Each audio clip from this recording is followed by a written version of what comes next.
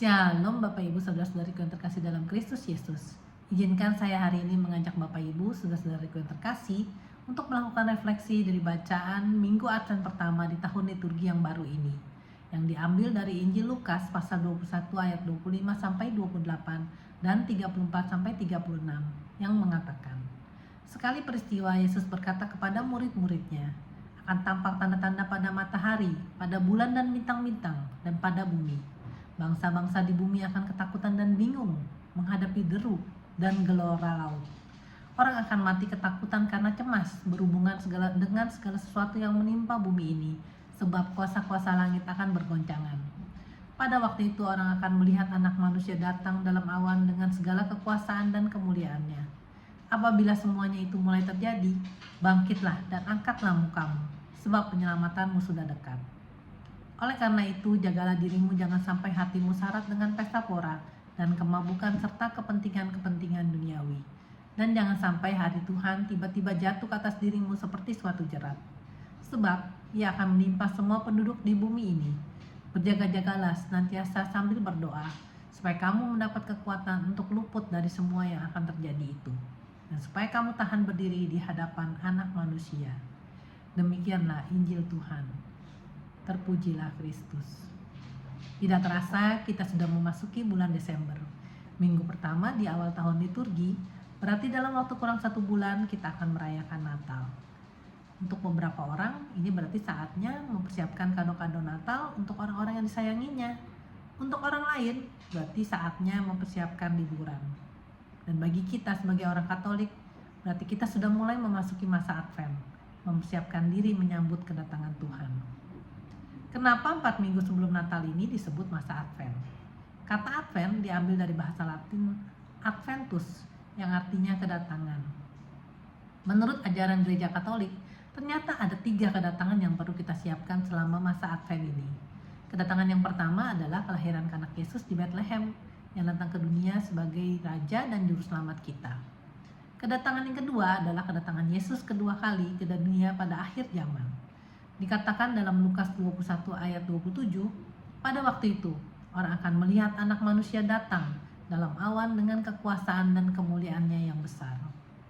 Dan akhirnya ada kedatangan yang ketiga, yaitu kedatangan Yesus saat ini dalam hidup kita sehari-hari, di mana kita harus mempersiapkan jiwa kita saat ini agar menjadi tempat yang layak bagi Yesus dan siap menyambut kedatangan Yesus yang kedua kali.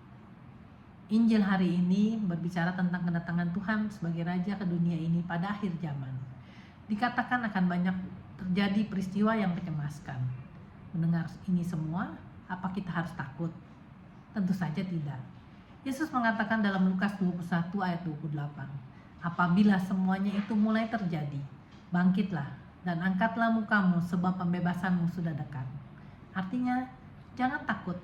Jangan tertunduk karena ketakutan atau kesedihan. Karena kita mempunyai harapan bahwa Tuhan akan membebaskan kita. Bahwa Tuhan akan menolong kita menghadapi itu semua. Ketika kita naik bus, biasanya kita tahu kemana kita akan turun. Kita tahu kurang lebih berapa lama untuk sampai ke tujuan itu. Di dalam bus, mungkin kita mengobrol dengan penumpang lain, melamun, membaca buku, sibuk melihat HP tanpa menghiraukan sekeliling kita. Mungkin juga hanya mengagumi pemandangan yang kita lewati. Tapi kita juga harus berjaga-jaga. Jangan sampai ketiduran sehingga tujuan kita terlewat.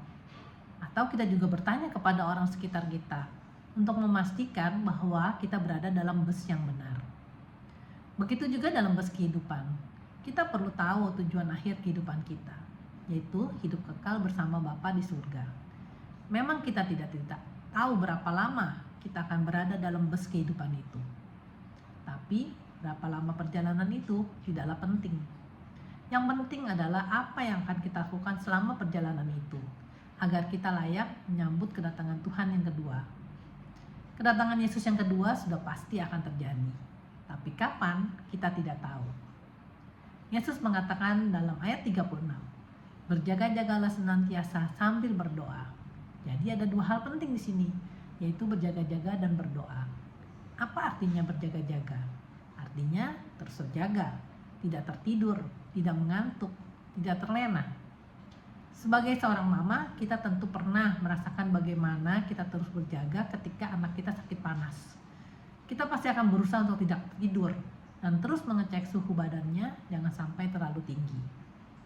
Begitu juga dalam kehidupan kita ini, kita harus selalu waspada, menjaga agar cara hidup kita untuk selalu menyenangkan hati Tuhan, menghindari hal-hal yang membuat kita jauh dari Tuhan.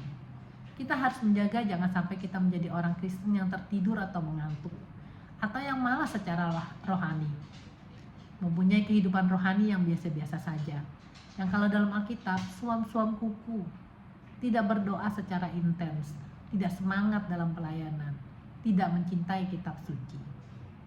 Yang kedua adalah berdoa.